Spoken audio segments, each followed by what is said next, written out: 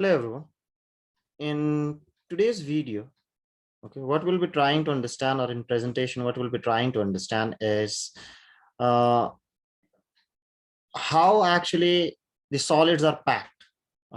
What we know about solids are, in solids, the particles are closely packed, leaving behind a very minimum space between each other. So that is what we call as close packing, where the particles are packed in such a way that there is a minimum possible distance between the two particles and they leave minimum space. That means where the density will become maximum. So what we'll be trying to understand is in crystal, various constituent particles are packed, what we know, from our understanding now. So the question is how they are packed and how do we understand this packing of constituent particles, and in what way they are packed so that they generate different class of unit cells or packing. How this happens, how it results into different types of cubic structures like what we have learned, simple cubic or face centered, how it arises from the packing of constituent particles, and what do we mean by close packing, in what way we can understand this close packing. So that is what we'll be trying to understand in this particular session today. So coming for the introduction, in the formation of crystal, the constituent particles get closely packed together. That's what I've told you. So if once a crystal is formed, the constituent particles are closely packed. Now the constituent particles can be atoms or ions, or it can be molecules. Always try to understand that whenever or there is an assumption in solid state that if we consider the particles, the particles are always considered as hard spheres. So whatever is the geometry of the particle, we assume that the particles are hard spheres. And they are packed in such a way that there is a minimum distance between the two particles. Now this closely packed arrangement, in which there is a minimum space or maximum space is occupied or the minimum space is left, that kind of packing is known as close packing, which usually happens in solid. So if there is minimum space which is left, so what will happen is this kind of packing will give you very high density or maximum density. And always remember that if the particles are packed closely, then they tend to become quite stable. So the more closely the packing, the greater will be the stability of the packed system. So now the question is how to understand this packing, how this actually particles are packed in crystals. So what we know is obviously any crystal will be three-dimensional. So how it starts from the one dimension and then goes for two dimension, and finally you get the three-dimensional crystal. That is what we are trying to understand. So first we'll start from one dimension and then make it two-dimensional crystal, and then we'll try to make it the three-dimensional, what we usually talk about. So first, how do we pack in one dimension? How do we start? So when we say one dimension, there is only one way of packing it. You take the particles and pack them in a particular row. That's all. Where one particle is touching another. So in this kind of arrangement, the particles are arranged in such a way that they will be arranged in row touching each other. That is the only possible way I can arrange them in one dimension. And remember that in doing so, when you pack them, which you can see in the figure, in the figure you can clearly see how we do one-dimensional packing. So we assume that the particles are hard spheres, and when we keep them just actually one line, one row, and that becomes one-dimensional packing. Now in such cases, what you are trying to understand is, so this gave me one-dimensional packing, but if you try to see each particle, if I take this particle or any other particle, what you can find over here is each particle is in touch with the neighboring two other particles. Just see.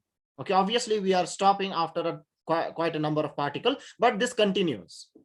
So if it continues, what will happen is every one particle will be in touch with another two particles. That is what will be actually, or that is what we call in solid state as coordination number.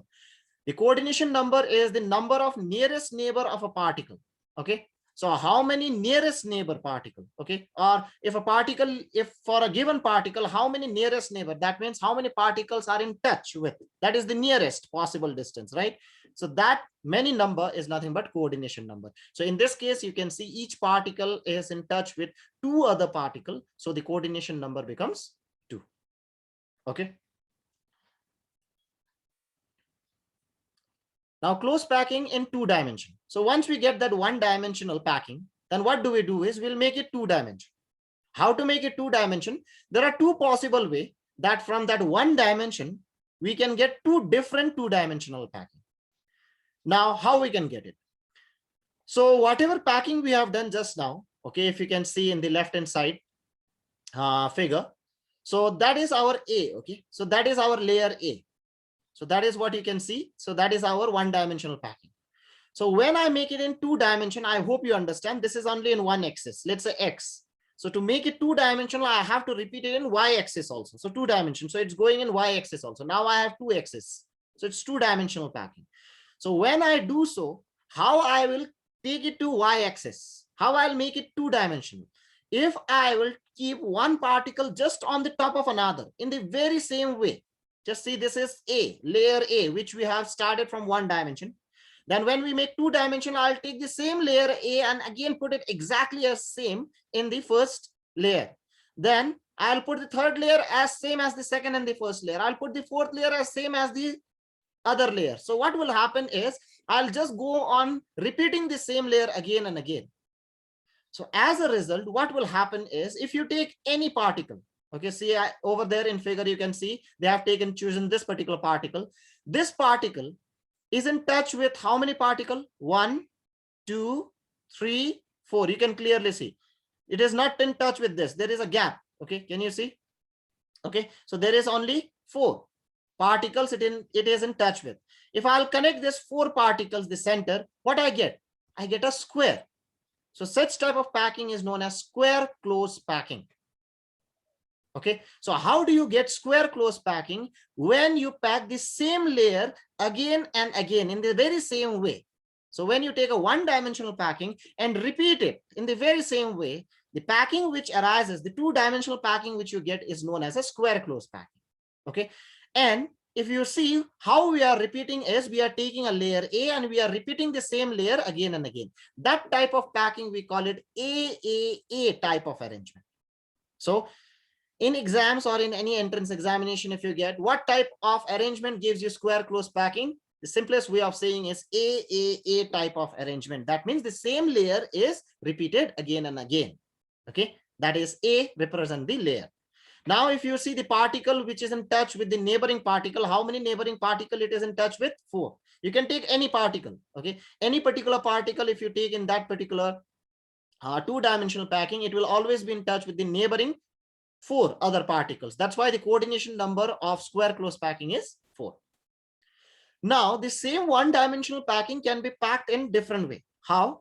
You can take that layer A. Can you see that in the right hand side figure? Okay, so I'm taking layer A. Then what I am doing, when I am putting the next layer, I am not putting in the same way. I am not putting layer A. I am putting in the depression of A. Can you see? So it is in the depression of A. As a result, what will happen? The next layer which will be formed will not be exactly same as the A. It will be some different layers. So that layer will be B. Then what I'll do, I'll put in the depression of B, another layer. As a result, if you see this third layer and the first layer, is it not they are same? When I try to do the very same thing with the fourth layer and the second layer become same. So what we are trying to do is now we are packing 2 layers, 2 different 1-dimensional layer, and in such a way that alternatively I get the same layer again and again. As a result, what kind of packing you get is AB type of arrangements. And if you take any particle you can choose, and if you see how many neighboring particle it is in touch with, it is in touch with 6 neighboring particle. And if I connect their center, what I get is a hexagon. You can clearly see in the screen. That's why we call it 2-dimensional hexagonal close packing. Okay, so remember that when we pack the 1-dimensional close packing in such a way that you arrange two different layers alternatively. As a result, what type of packing we get is two-dimensional hexagonal close packing, which we say as AB type of arrangement. A and B are two different layers which are arranged alternatively. And if you see the coordination number, one particle is in touch with 6 other neighboring particles, so coordination number becomes 6. So that is how actually we can understand the close packing in 2 dimension. So now let us try to go for the 3 dimension. So that is what is the reality, right? That is what we know, that 3-dimensional crystal exists. So first we have learned how 1-dimensional packing happens, then 1 dimension, how it becomes 2 dimension. Now from 2 dimension, we have to go to 3 dimension. So basically first x-axis, then y-axis. Now we'll be repeating the particles in z-axis. Okay. So now as we have done the 2-dimensional close packing, which we have taken from 1-dimensional close packing. So we have taken our base as 1-dimensional close packing, then we repeated in 2 different forms and we got 2 different types of 2-dimensional packing. So what we'll now do is we'll try to take that 2-dimensional packing and then repeat it in such a way that we get a 3-dimensional packing. Okay. So now 2-dimensional packing are of 2 kinds. One is square close packing and one is hexagonal close packing. So first let us take the square close packing. So in square close packing, you can see in the screen. Okay. So what we have done is we have taken this layer A. Can you see? So that is my 2-dimensional packing. Okay. Now we are naming this particular layer, that 2-dimensional layer, as A. Then what you can see is then another layer is packed, 2-dimensional layer, in the very same way, exactly in the same way. Then another layer is packed. So what we are doing is we are trying to keep it on top of one another. Okay. So one particle will go on another particle will go on another. So what will happen is exactly you'll pack the same layer again and again and again. As a result, what you will get when you'll pack in such a way, the type of arrangement what we'll be getting is again A type of packing. I am taking a 2-dimensional layer A and repeating it in the very same way. But what geometry do we get? If you connect this particles, okay, which you can see. So what you'll get is you'll get one particle here, one particle here, one particle here, here. So you connect that and you connect this another 4 below. So when you see that, what you get is a cube. Now, if you see, the center of the particle is on the corner of the cube. So what kind of packing it is? It is basically a simple cubic unit cell. So how do you get a simple cubic unit cell? By making a 3-dimensional packing from a 2-dimensional square close packing. So when you make a 3-dimensional close packing from a 2-dimensional square close packing in such a way that the same layer repeats again and again, what kind of arrangement? A type of arrangement. Then such arrangement gives you a simple cubic unit cell. So that is how a simple cubic unit cell forms. Okay, that is how we can understand that, how by packing the crystals, how by packing the atoms in a crystal, how do you get a simple cubic unit cell? So that is how we get. So simple cubic unit cell, we get it from 2-dimensional square close packing by making it 3-dimensional by repeating the same layer of again and again. That is what is A type of arrangement. Now the big question is, what will be the coordination number? So in the left hand side, you can see a figure where I have shown actually a simple cubic unit cell, okay, which you can clearly see the particles are present in the corner. So I am taking one particular particle. Now this particle is in touch with how many particles? So this will be in touch with this, okay. So this two, and remember that these points which we are trying to show in the figure, they are just center of that particle, okay. So these are the centers. So if I take this particular particle, this is the center of the particle which we are focusing on, and this is the center of the next particle. So if I draw a actually circle over here, it will be, sorry, it will be something like this over here. Okay, it will be a big particle over here, and it will be a particle over here, something like this. Okay, so that is what actually we are trying to understand over here. Okay, so what we are trying to say is this particle, okay, will be in touch with this 1, 2, 3, 4, 5, and 6. 4 in the same layer, 1 on top, 1 on bottom. It will not be in touch with any other particle. Okay, so what is the coordination number of a simple cubic unit cell? A simple cubic unit cell has a coordination number of 6. Okay, please remember that. Okay, so how we get square close packing, and how from square close packing we get the simple cubic unit cell is in this way. Okay, so now let us try to take the another type of two-dimensional packing, because two-dimensional packing is of two types. One is square close packing, another one is hexagonal close packing. So let us try to get three-dimensional packing from the two-dimensional hexagonal close packing. So if I have a two-dimensional hexagonal close packing, okay, so this is what is a hexagonal close packing. That is what we have seen. We take a layer A and then we arrange it in such a way that if you take any one particle, then it will form a hexagon.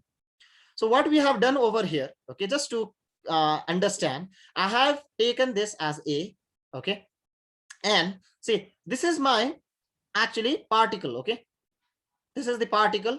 Now can you see that if I connect these three particles, okay, I hope you can see the cursor in the screen. If you see these three particles, okay, it is forming a triangle. Okay, if I try to show you, okay, so that it becomes easy for you to understand. So what I'm trying to say over here is, if you try to see that particular arrangement, okay, of particles, and if you, let me just if you just try to understand this, okay, so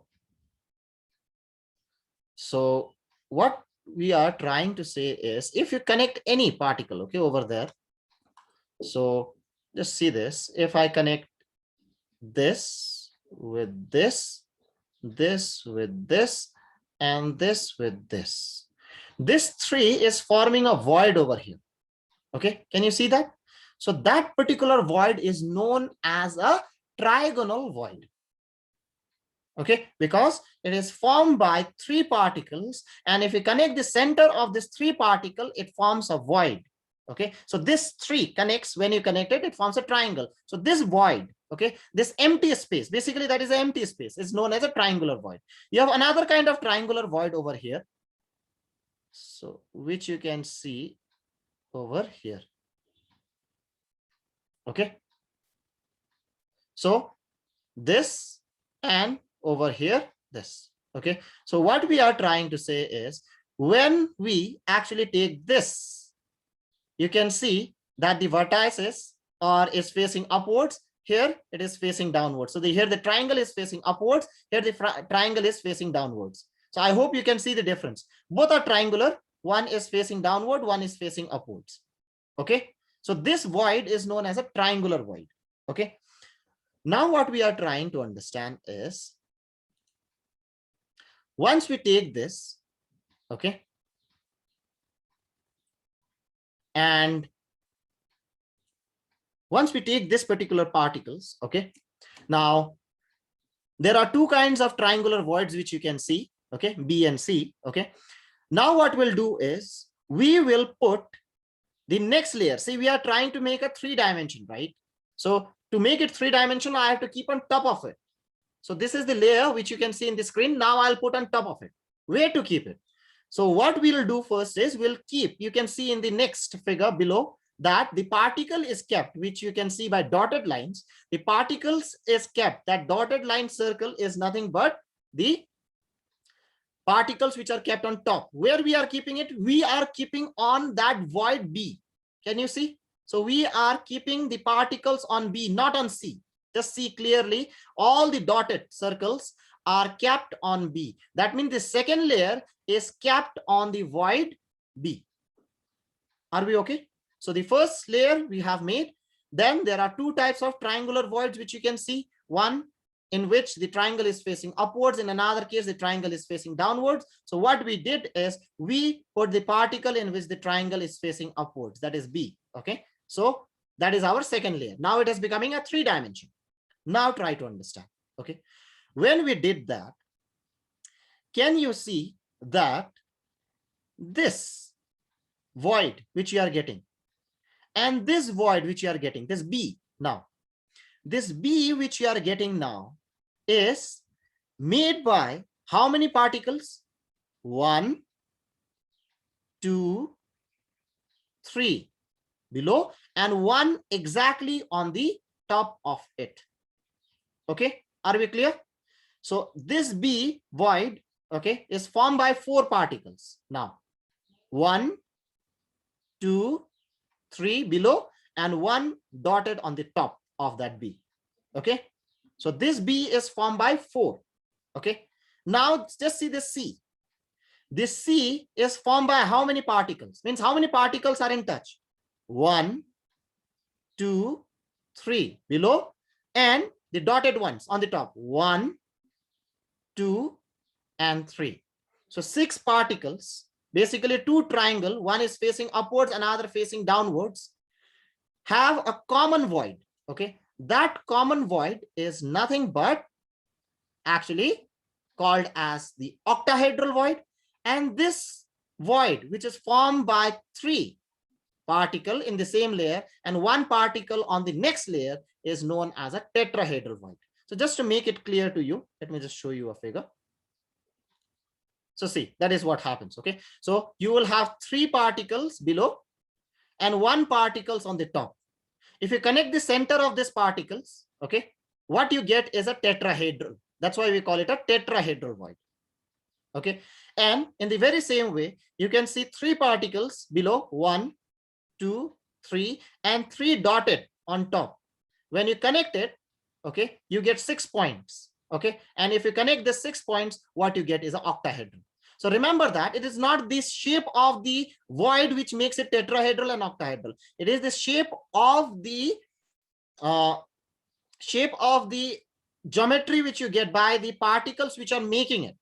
Okay, that is what actually decide whether it is tetrahedral or octahedral. So basically tetrahedral void means 3 particles, okay, in the same layer, 1 particles on the top of that triangular void makes a tetrahedral void, and 3 particles or 3 particles in the same layer, 1 triangular void, another triangular void opposite to it in the next layer, and the common void which they share is nothing but octahedral void. So over there, if I go back over here, you have 2 types of void. Okay, so B is your tetrahedral void and C is your octahedral void. Now the next layer which we'll put. Okay, so what we have done, first we have taken this layer, the first one, then we have put the second layer. Now the question is how to put the third layer. So there are 2 choices to put third layer. Either I can put the third layer on top of B, or I can put the third layer on the top of C. Means I can put the third layer on the top of tetrahedral void. I can put the third layer on the top of octahedral void. If I do so in tetrahedral void, can you see this tetrahedral void? So just imagine that if I put a particle just on top of this, is it not? It will exactly fit. Is it not? If I'll put this particular particle, okay, on directly on top of it, it will exactly fit this layer. Na? So just imagine that this is first layer, this is second layer, then the third layer will be exactly as same as this first layer. So if you take this dotted as first, then this as second, then if you put third on B from the other side, what will happen is it will exactly will be same as the first layer. So what we are doing is what kind of packing? A, B type of packing. Okay, so again I am repeating it. If we put the third layer, this is the first, then the second, then the third, if I put on top of this B, okay, what I will get is the same layer as the first. Now if I'll try to pack in such a way that the third layer I'll put on top of C. So just imagine that if I put on top of C, okay, if I'll just show you over there. So if I'll put a particle on top of C, okay, what I'll get is something like this. See, if I'll just show you over there on the screen, if I'll put a particle on top of C, okay, so something like this will happen. Okay, so I'll get a particle on top of C, but can you see that this is the first layer, or the dotted is the first layer, then the second layer. Then if you see the third layer, this third layer is neither same as the first nor as the second. So you are getting 3 layers if you put on top of the octahedral void. But if you cover the tetrahedral void, you just get 2 layers.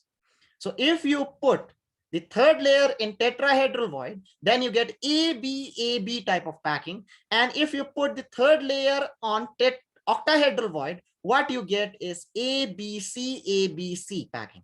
Again, I am repeating it. If we put the third layer on tetrahedral, we get AB packing.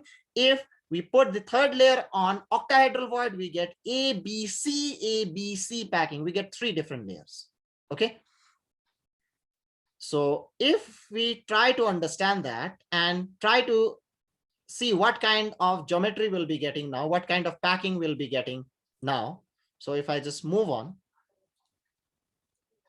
So that's what, when a third layer is placed over the second layer in such a way that the spheres cover the tetrahedral or the A voids, okay, if they cover the tetrahedral voids, we get a 3-dimensional packing, okay, where the 2 layers will be arranged, okay, one above the another. That is what we call as AB pattern. And such type of pattern, if you can see over here, so this is A layer, then we put a B layer, then the A layer will be same, then again it will be B layer. So if you see this and connect, okay, what you get is this figure, which is a hexagonal packing only. So this is called hexagonal close packing. So how do you get hexagonal close packing? We get it from 2-dimensional hexagonal close packing by putting the third layer on the top of tetrahedral voids. Remember that. Okay. And the same thing when we go for the next one.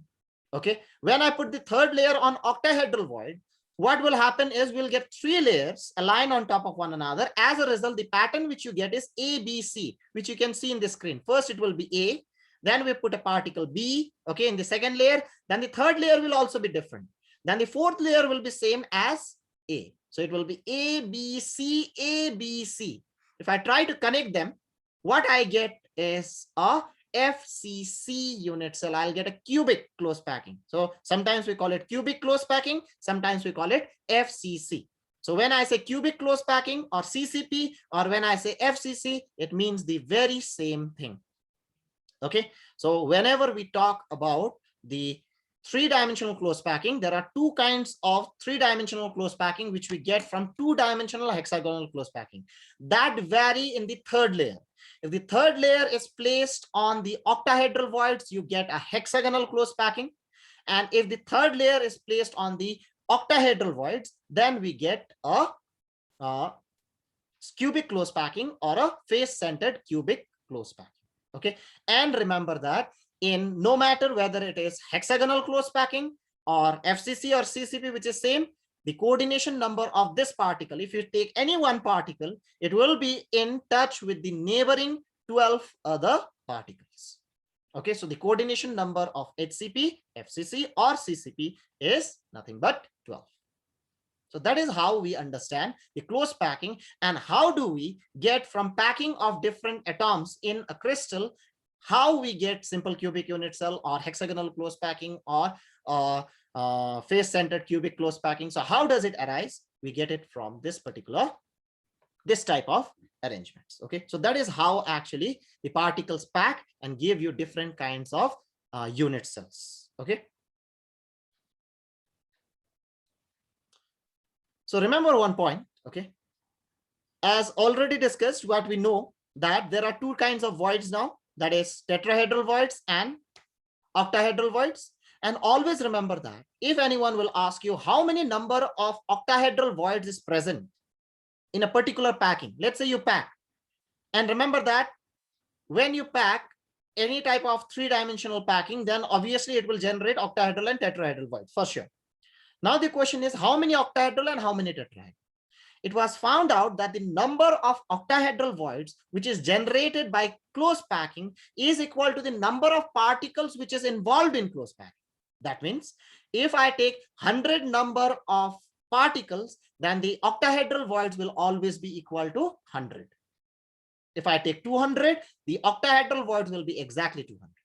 And it was found out that the number of tetrahedral void which is formed as a result of close packing will be double the number of octahedral voids always.